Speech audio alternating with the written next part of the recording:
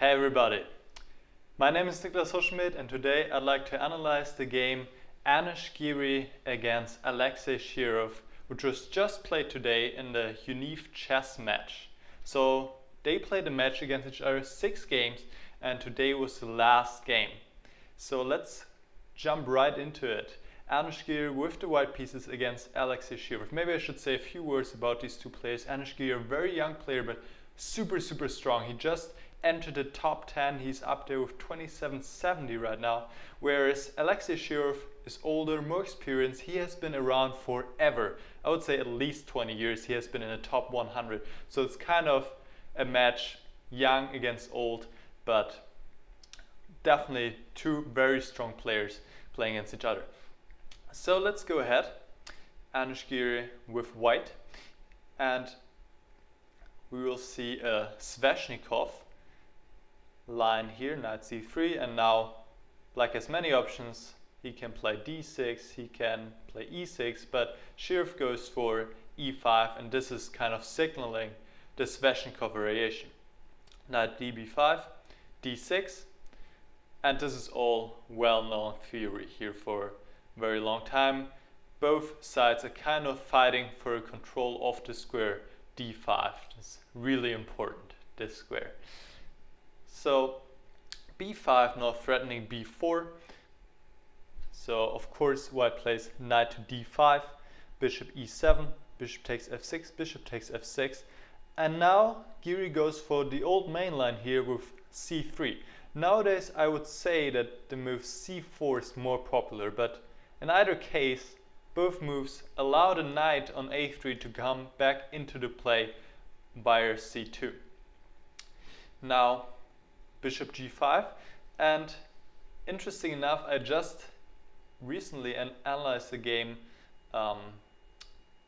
myself against Fabiano Caruana, which will be released in just a couple of days, and Caruana played rook b8 here, which is maybe a more solid option, or rather the next move of Shirov is maybe leading to slightly dangerous variations. Here after knight c2, maybe rook b8 at this point is a more solid approach, because what we will see in the game, it will lead to very dangerous positions for black. Alright, so Shirov castles, which is actually I believe the main move, but this might change after this game, because this game really has a huge impact I believe on the variation, because I think Giri almost refutes this whole variation. And this might sound controversial, but if you see what happens in this game, then maybe you agree with me. Alright, so both players still follow the main moves here. It is all still well known. I actually have had that on my board a few years ago. It's been a while, but this is all well known theory. White plays a4 and is now having an active rook on a4, and also another advantage of that was to open up the bishop. On the other hand, black obtained the b file. So a5, bishop c4, rook b8, b3, and now you can see not much is going on the queen side, so black would like to obtain a counterplay on the king side. And a really standard plan for him is to play with f5 at some point. But you can see right now this would run into all kind of discovered checks. So first he plays king h8. Now knight c3. You can see now it's more difficult for black to play f5. He don't really want to play it right now, because white could simply take on f5 and he could take this bishop, and then black is just left with this bishop on g5, and white has really nice play on the light squares here. So this is why in the past many times black has prepared f5 again with g6. But here there's a problem. White can now initiate a very strong attack with the move h4, and this is a pawn sacrifice. Bishop takes h4, g3, bishop g5, and now f4. And it seems this is really a dangerous approach. just as a side note, in one of my own games I played rook a2 here, which is kind of a similar idea. First to play rook a2 followed by f4 and then bring the rook over. But black has some additional options at this point. So certainly f4 is more forceful at this point. E takes f4, g takes f4, and bishop h4 check. And now in the past, many players have played king to d2 and then king c1 followed by rook a2, rook over here. You really want to bring this rook into attack against the black king. I mean, this is the idea of this whole variation, to open up the second rank to bring this rook over. So it makes more sense to actually play king f1 as Anish Giri did, because now obviously you don't need to move the king again to c1 and you can bring the rook over immediately. The only drawback, and maybe the reason why many people have not played it in the past, is that the king on f1 seems to be kind of vulnerable. I mean, you're here in the f file, but the computer points out that it's all working, and this just seems to actually refute this whole variation, and this will be really something black Sveshnikov players have to deal with here. So f5, rook a2, f takes e4. Now you can see black has succeeded in opening up the f file, but just these two knights are controlling everything, and it's really difficult for black to really come through and initiate any attack against the white king. Whereas did I just mix it up? I'm not sure, but black is having difficulties to initiate an attack, whereas white can of course play here on the h file and really is building up the pressure.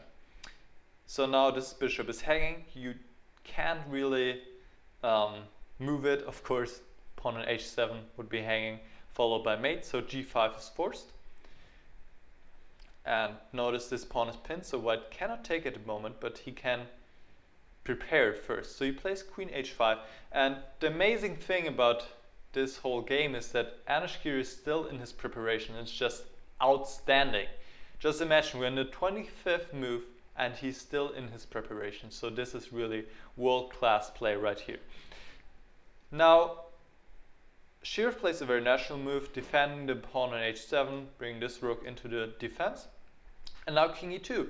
So now you can see, now this move f takes g5 definitely becomes an option for white. And black has to watch out for that. Bishop e6. And still Anish Giri is following his preparation amazingly.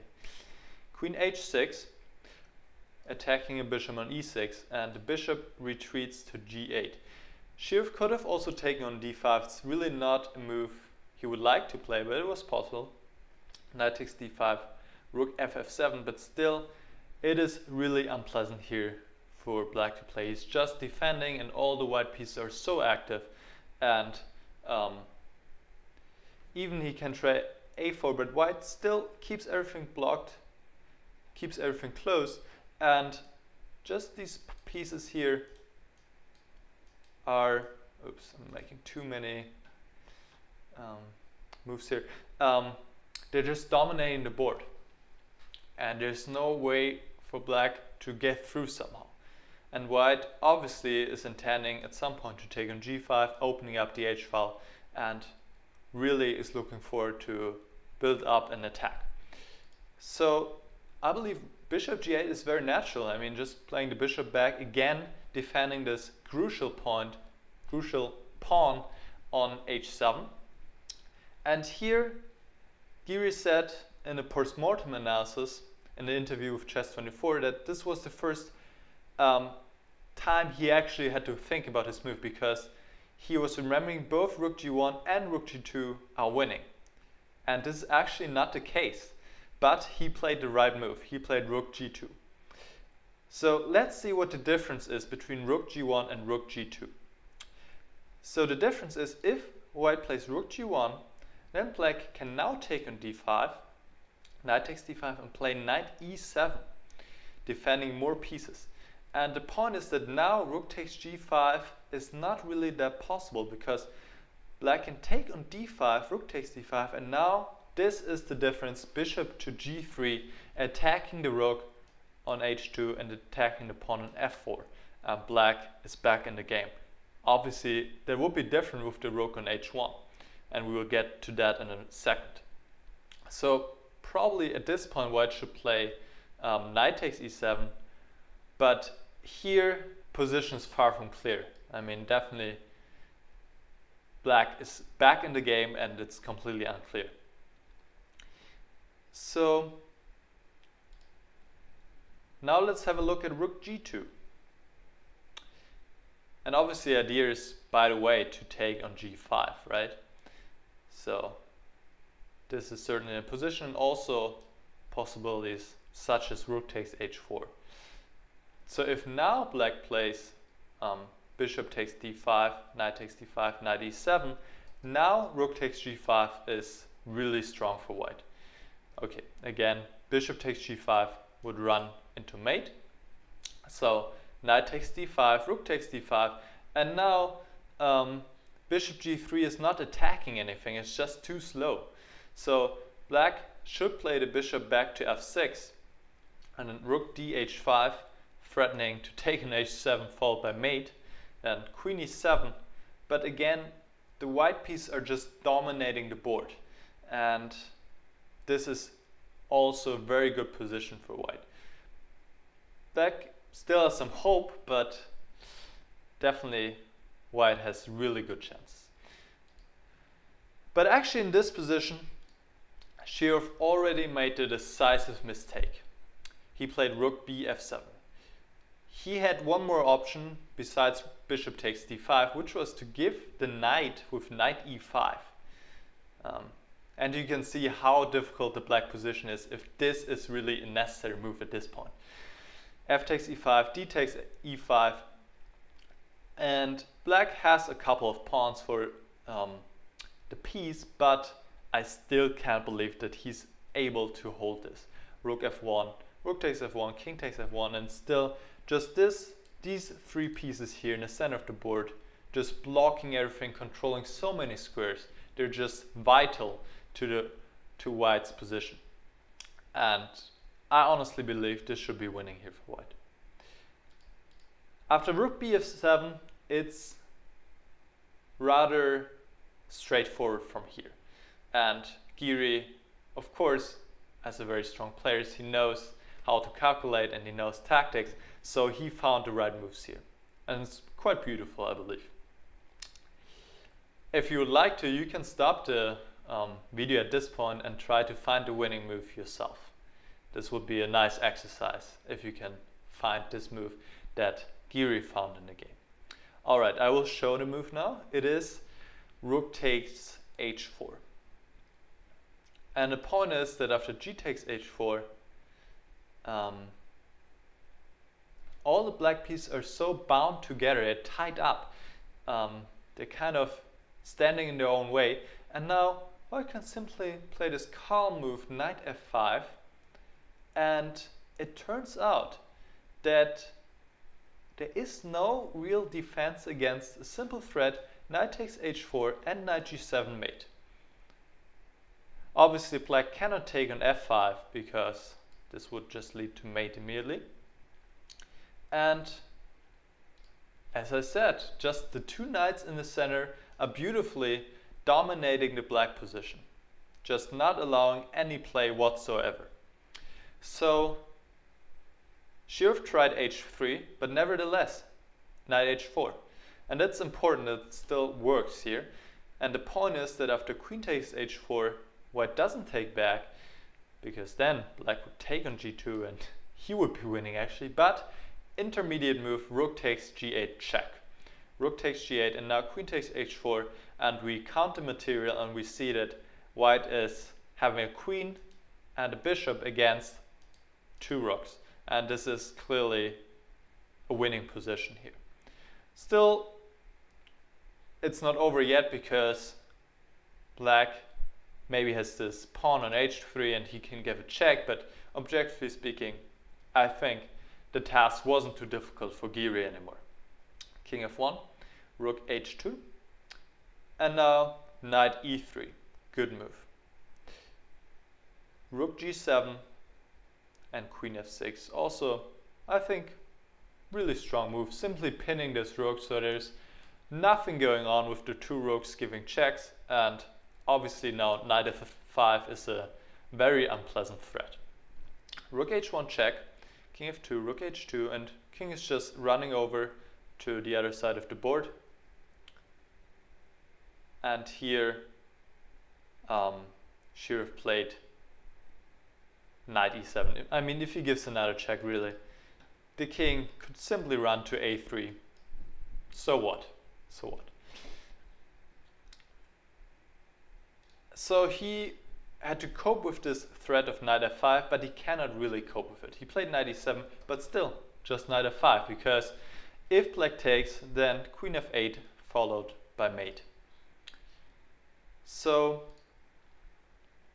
now obviously mate is threatening again, so Shirov tried rook g2, but now it's very easy. Knight takes g7, rook takes g7, and now it's just a rook against a queen is definitely not sufficient. So queen f8 check, knight g8, just taking more material from the board. Rook takes, queen f6 check, rook g7, and simply queen h4, stopping the pawn, and it's all over. I mean, black could still defend the pawn, but it's just hopeless here. King e3, h2.